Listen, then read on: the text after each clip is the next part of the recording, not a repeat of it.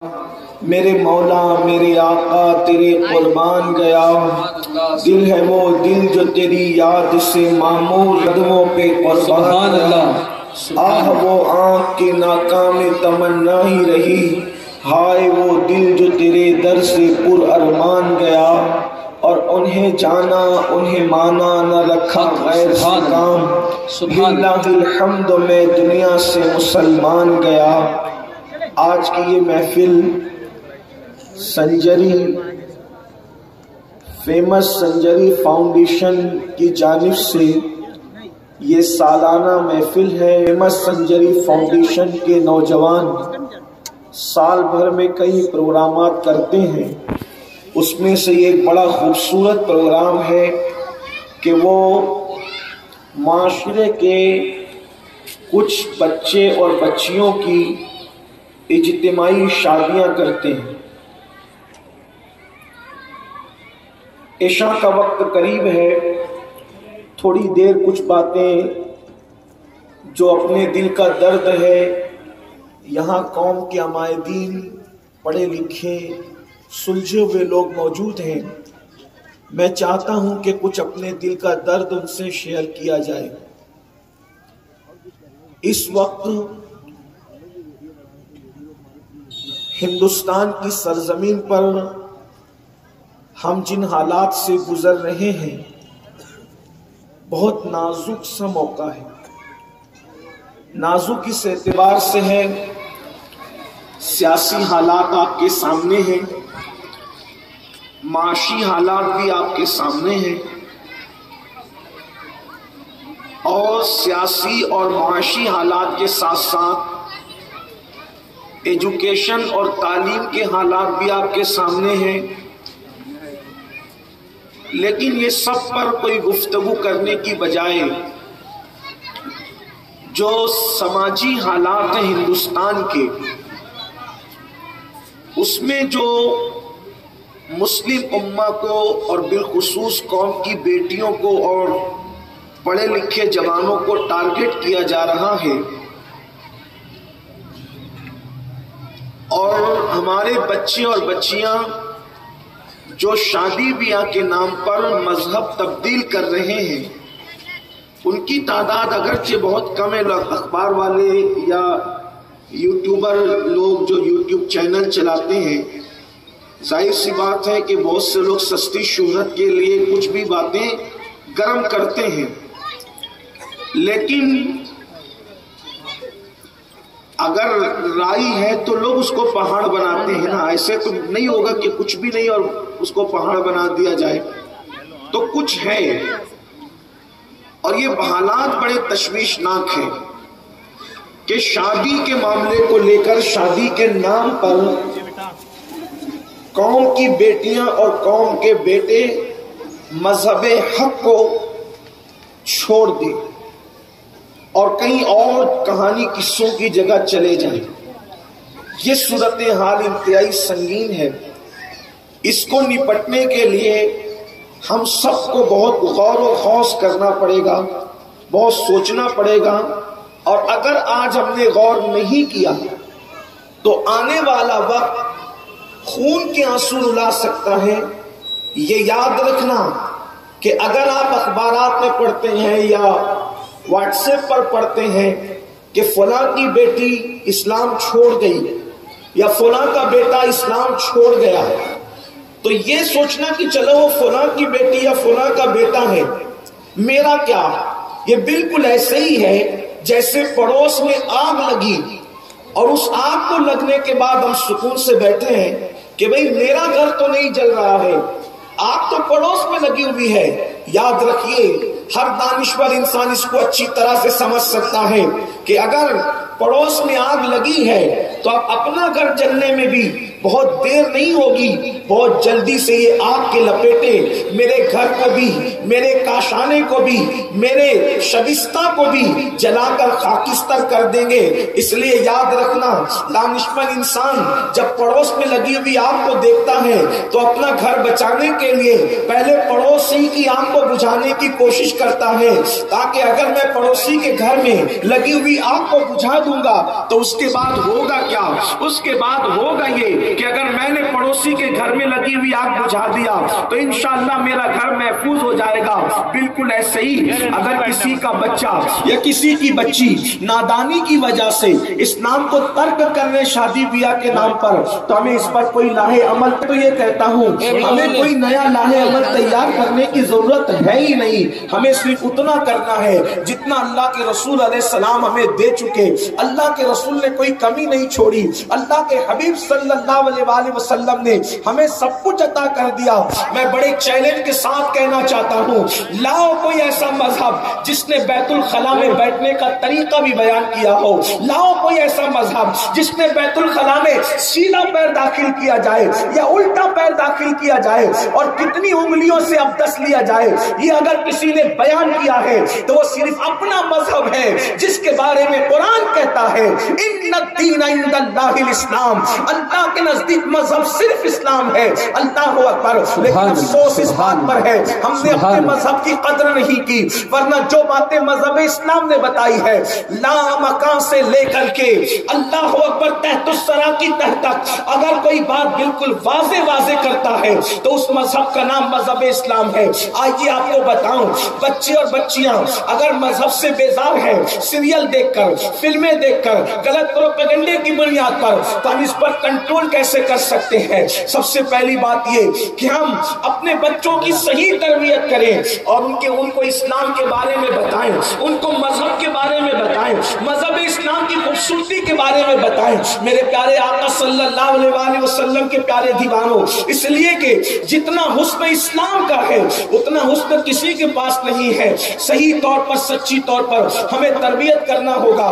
بڑی معذرت کے ساتھ جب بچہ بڑا ہونے لگتا ہے، ہر باپ سر میں ہاتھ پھیر کے کہتا ہے میں اپنے بچے کو ڈاکٹر بناؤں گا، میں اپنے بچے کو ٹیچر بناؤں گا، میں اپنے بچے کو انجینئر بناؤں گا، اپنی بیٹی کو یہ بناؤں گا، اپنی بیٹی کو وہ بناؤں گا۔ سچ سچ کہنا مسلمانوں، جو مذہب قبر میں کام آئے گا، جو مذہب میدان محشر میں بخشوائے گا، جو مذہب جنت تک لے جائے گا، کیا ہم نے کبھی سوچا کہ میں اپنے بچے کو پہلے مسلمان بناؤں گا؟ ہم نے اپنے بچے کو مسلمان کب بنایا؟ اللہ اکبر۔ جانتے ہیں آج ہمارے بچوں کو اور بچیوں کو صحیح طور پر 5 کلمے یاد نہیں ہے۔ اللہ اکبر۔ ہمارے بچوں کو دعائیں قنوت یاد نہیں ہے، ہمارے بچوں کو غسل وضو کا طریقہ یاد نہیں ہے۔ پھر ہوتا کیا ہے جب ان کو دین کی کوئی معلومات نہیں ہوتی اور پھر وہ دنیا میں اعلیٰ تعلیم حاصل کر لیتے ہیں تو پھر وہ مذہب کو بیکورڈ سمجھنے لگتے ہیں، معاذ اللہ مذہب اور مذہبی لوگوں کو حقیر سمجھنے لگتے ہیں۔ مگر یاد رکھو، آئیے ایک بڑی خوبصورت سی بات جو میں نے کئی مرتبہ پڑھی اسی شہر کے اندر،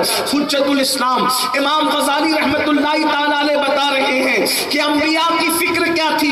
جس وقت حضرت یوسف علیہ السلام حضرت یعقوب علیہ السلام کو 50 سال کے بعد ملے اور یوسف علیہ السلام کا پتہ چل گیا تو یہودا نے کہا کہ بھیڑیا کھانے کی خبر لے کر ابو کے پاس میں ہی پہنچا تھا کہ یوسف کو بھیڑیا کھا گیا، اب جب کہ یوسف مل گئے ہیں تو یہ خوشی کی خبر لے کر میں ہی جاؤں گا۔ یہودا آئے، آنے کے بعد کہا واہ مبارک ہو آپ کا وہ یوسف جس کے لیے آپ 50 سال تک روتے روتے آنکھیں سفید کر گئے، وہ یوسف مل گیا اور اس حالت میں ملا کہ وہ ملک و مصر کا بادشاہ ہے، وہ مصر کا تاجدار ہے۔ تو حضرت یعقوب علیہ السلام خوش ہونے کی بجائے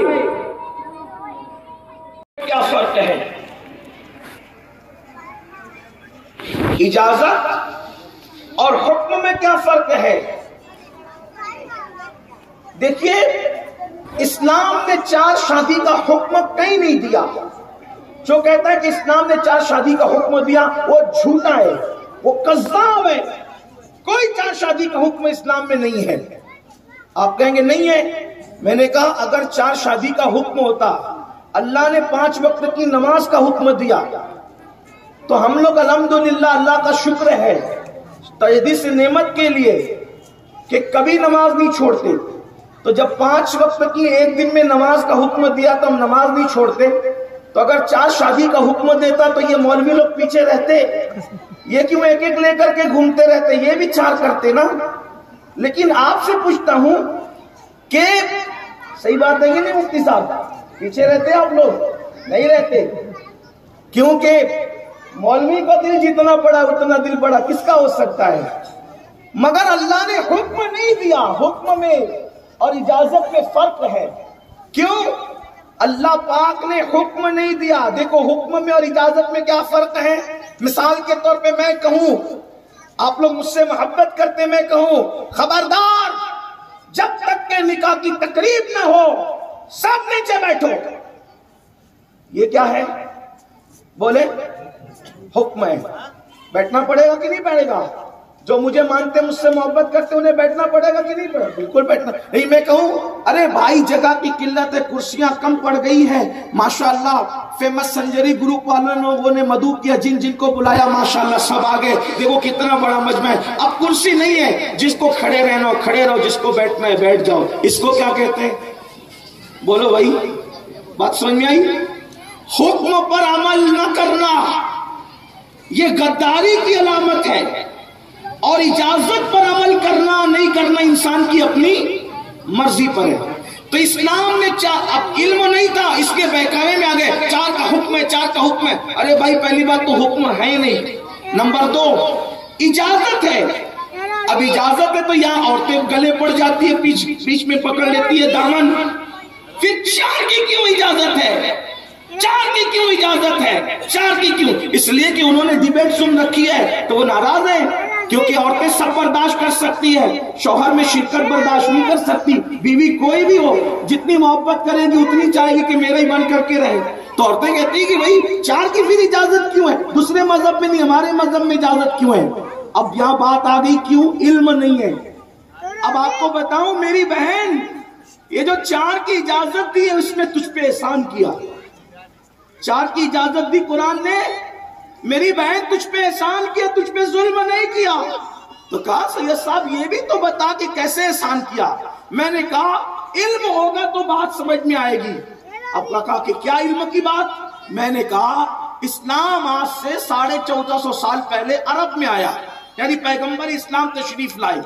اب جب حضور تشریف لائے تو عرب کا معمول یہ تھا، جیسے ہمارے یہاں 2 سائزنگوں پہ فخر ہوتا ہے، 3 سائزنگوں تو اور فخر ہوگا، کارخانے 24 میں فخر ہوگا، 48 سے تو اور فخر ہوگا، یعنی جیسے آپ لوگ سائزنگ پر مال پہ فخر کرتے ہیں ویسے عرب والے بیویوں پہ فخر کرتے تھے۔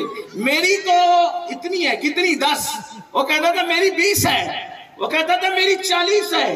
آپ عرب کی تاریخ اٹھا کر کے پڑھو، جب تک اللہ کے رسول نہیں آئے تھے کسی کی 90 ہے، کسی کی 99 ہے، کسی کی 200 ہے، اتنی ڈھیر ساری ہوا کرتی تھی۔ اب مجھے بتاؤ اسلام آیا اور آ کر کے اسلام نے کہا کہ اتنی ساری رکھتے ہو اور سب کے حقوق ادا نہیں کر پاتے، ارے 10-15 بچے ہو جائیں تو ان سب کا حقوق ادا کرنا آسان نہیں ہوتا، 99 بیویاں رکھتے ہو تو سب کا حق کیسے ادا کرو گے؟ سب سے کھلواڑ کرتے ہو تو 90 کو 100 کو 200 کو، وہ جو لاتعداد تھی جس کی کوئی حد نہیں تھی، اسلام نے آ کر کے کہا فَانْكِحُوا مَا طَابَ لَكُم مِّنَ النِّسَاءِ مَثْنَىٰ وَثُلَاثَ وَرُبَاعَ، اور پھر کہتا ہے فَإِنْ خِفْتُمْ أَلَّا تَعْدِلُوا فَوَاحِدًا، اب 200 نہیں چلے گی، اب 90 نہیں چلے گی، اب 10-20 نہیں چلے گی۔ اللہ فرماتا ہے ان سے نکاح کرو جو تمہیں پسند آئے۔ کتنی؟ 2-2 3-3 اور 4 تک کر سکتے ہو، لیکن 2 3 4 اس وقت کر سکتے ہو جب ان کے درمیان انصاف کر سکو، یعنی جیسا لباس اس کا ویسا لباس اس کا، جتنا خرچہ اس کا اتنا خرچہ اس کا، جتنے اس کے دن یہاں قیام اتنے اس کے دن یہاں قیام۔ اور یہ آسان نہیں ہے، اتنا انصاف آسان نہیں، تو قرآن کیا کہتا ہے فَإِنْ خِفْتُمْ أَلَّا تَعْدِلُوا فَوَاحِدًا، فَإِنْ خِفْتُمْ أَلَّا تَعْدِلُوا فَوَاحِدًا، کہ اگر تم ان کے درمیان انصاف نہیں کر سکتے تو پھر اللہ تمہیں حکم دیتا ہے کہ ایک ہی پر اکتفا کرنا۔ سبحان اللہ، سبحان اللہ، سبحان اللہ تعدلوا فواحدہ کی قید لگا دی گئی۔ سبحان اللہ۔ اب بتاؤ 200 سے روک کر کے اسلام نے 4 پہ لایا، تو اسلام نے ظلم کیا تو احسان کیا، وہ بھی حکم نہیں۔ سبحان اللہ، اب یہ سبحان بات اللہ، کون بتائے گا؟ علم سبحان ہوگا تو آئے گا، حق، علم ہی نہیں سبحان آپ کے پاس تو آپ سمجھ رہے ہیں کہ اسلام ظلم نہیں کر رہا ہے، اس نے تو ایک کا پابند کیا ہے، ایک ہی کرو، کیونکہ انصاف وطبیب القلوبنا ووکیلنا وکفیلنا ومولانا محمدا عبده ورسوله بالهدى ودين الحق ارسلا صلى الله تعالى عليه وعلى آله وأصحابه وبارك وسلم دائما أبدا أما بعد قال النبي صلى الله عليه وآله وسلم البر لا يبلى والذنب لا ينسى والديان لا يموت اعمل ما شئت كما تدين تدان اعوذ بالله من الشيطان الرجيم بسم الله الرحمن الرحيم يا ايها الناس اتقوا ربكم الذي خلقكم من نفس واحدة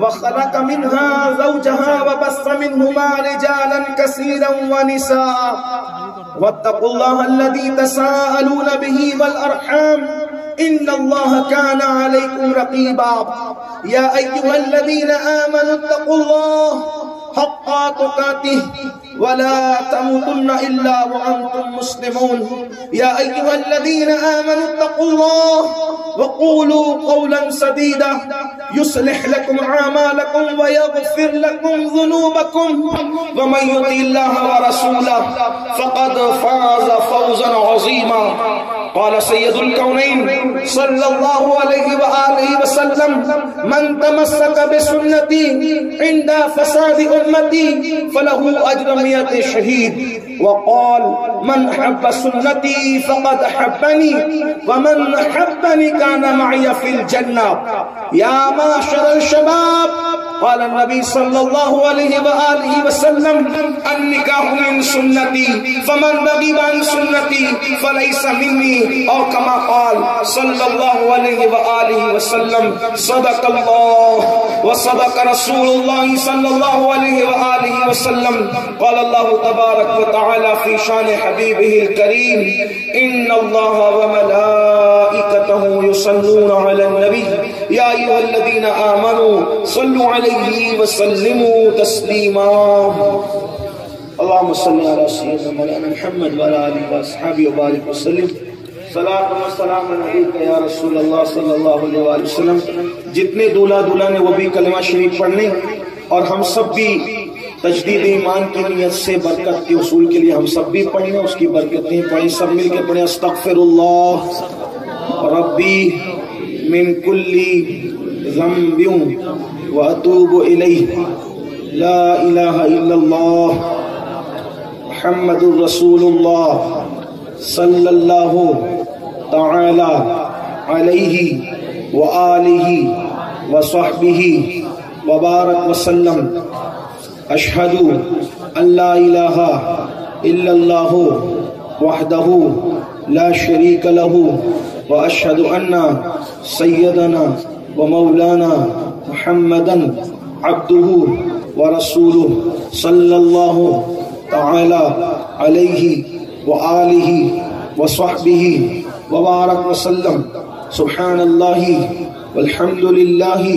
ولا الہ الا اللہ واللہ اکبر ولا حول ولا قوة الا باللہ العلی العظیم آمنت باللہ وملائکتہ وکتبہ ورسلہ والیوم الآخر والقدر خیرہ وشرہ من اللہ تعالی والبعث بعد الموت آمنت باللہ کما ہوا باسمائہ وصفاتہ وقبلت جمیع احکامہ اقرار باللسان وتصدیق بالقلب۔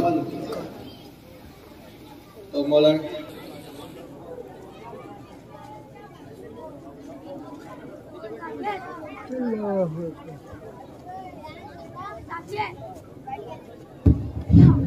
ادھر ہے وہ मालेगांव मुस्तफ़ा भंगार बाज़ार डायमंड कारपेट होलसेल रेट में कारपेट दिया जाता है। हर किस्म का यहाँ पर कारपेट दिया जाता है।